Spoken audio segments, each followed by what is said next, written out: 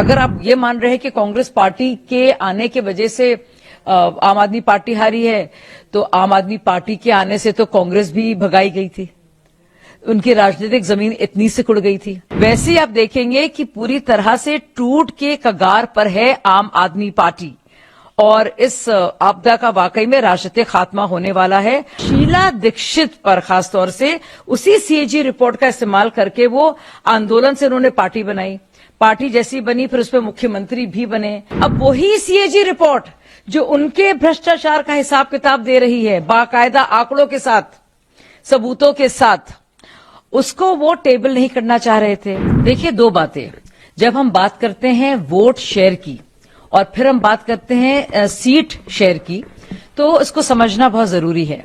अब किस कॉन्स्टिट्यूएंसीज में ज्यादा वोट मिला है किस पार्टी को, ये देखना बहुत जरूरी है। अब आप हिमाचल की बात करते हैं, 2022 में क्या हुआ? 2022 में कांग्रेस पार्टी को 43% 43.9% मिला। बीजेपी को कितना मिला? बीजेपी को मिला सिर्फ 43%, यानी कि 0.9, यानी कि 1% से कम। लेकिन सीटों का डिफरेंस कितना था? 15, जहां 40 मिली कांग्रेस को, भाजपा को सिर्फ मिली 25।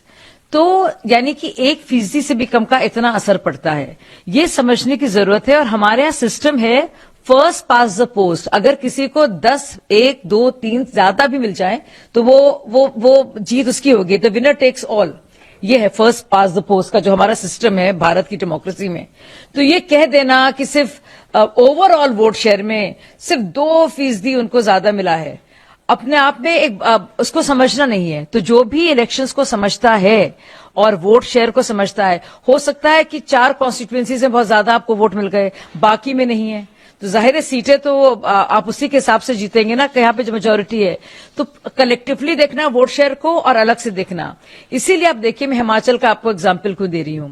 और आप याद कीजिएगा, इस चुनाव, मध्य प्रदेश में इस चुनाव से पहले जब शिवराज चौहान जी मतलब जीतते जीतते हार गए थे, कितना कम परसेंटेज में डिफरेंस था। और वैसे आप 22 के हिमाचल प्रदेश के असेंबली के इलेक्शन देखेंगे तो आप देखेंगे कि सिर्फ 1% के फर्क से 15 सीटों का फर्क पड़ा है, कहीं 40 तो कहीं 25। तो ये समझना जरूरी है। और जो लोग बात कर रहे हैं कि कांग्रेस को अलग से नहीं लड़ना चाहिए था, मिलकर लड़ना चाहिए था, तो हमारा देश में जिस तरह की लोकतांत्रिक प्रणाली है वो बहुदलीय प्रणाली है, मल्टी पार्टी डेमोक्रेसी है। हर एक पार्टी को लड़ने का, किस्मत आजमाने का पूरा हक है।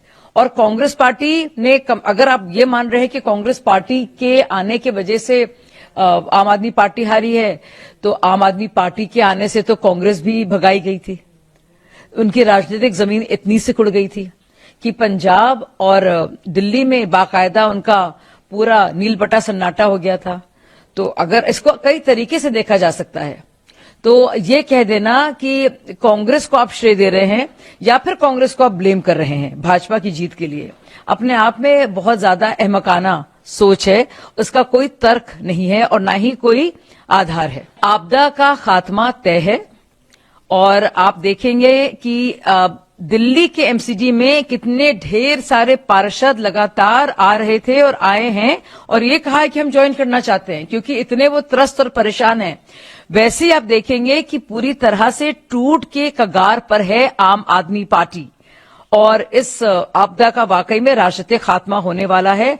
आप जल्दी ही सुनेंगी खबर और खुद देखेंगी प्रत्यक्ष रूप से किस तरह से पंजाब में, चाहे वो भगवंत मान हो या उनके विधायक हो, लगातार किस तरह से अरविंद केजरीवाल के हस्तक्षेप से या उससे पहले राघव चड्ढा के भेजे जाने से, उस तरह के हस्तक्षेप से कितने परेशान थे। और लगातार उन्होंने ये न सिर्फ हिंट दी है लेकिन बाकायदा कहा है कि पंजाब के मुखिया वो खुद हैं। ये अलग बात है कि खुद वो और विधायक कितना रहना चाहेंगे आम आदमी पार्टी के पास और कितना बर्दाश्त करेंगे केजरीवाल जी द्वारा जो जिल्लत उनको मिलती है, ये खुद वो सोचेंगे और उसके हिसाब से वो अपनी किस्मत का फैसला और राजनीतिक फैसले खुद लेंगे। लोग समझते नहीं सीएजी रिपोर्ट क्या है आसानी से, क्योंकि कॉम्प्ट्रोलर एंड ऑडिटर जनरल। मैं आपको बता दूं कि जो कुछ भी बड़ी योजनाएं होती हैं जिन पर पैसा खर्च होता है, मुख्तलिफ राज्य सरकारें पैसा खर्च करती हैं, उसका एक हिसाब किताब है वो। अब यही अरविंद केजरीवाल और हम सब लोग जब अन्ना हजारे आंदोलन में थे और उसके बाद जब आम आदमी पार्टी बनी, बाकायदा इसी सीएजी की रिपोर्ट को इस्तेमाल करके, जिसमें उन्होंने बाकायदा टारगेट किया था यूपीए 2 के करप्शन को, मनमोहन सिंह जी के दूसरे कार्यकाल का जो 5 साल का रहा था उसको, उसके करप्शन को, और शीला दीक्षित पर खासतौर से उसी सीएजी रिपोर्ट का इस्तेमाल करके वो आंदोलन से उन्होंने पार्टी बनाई। पार्टी जैसी बनी फिर उसपे मुख्यमंत्री भी बने। अब वही सीएजी रिपोर्ट जो उनके भ्रष्टाचार का हिसाब किताब दे रही है, बाकायदा आंकड़ों के साथ, सबूतों के साथ, उसको वो टेबल नहीं करना चाह रहे थे। सोचिए, अजीबोगरीब बात है। इसको आप पोइटिक जस्टिस नहीं कहेंगे तो आप क्या कहेंगे?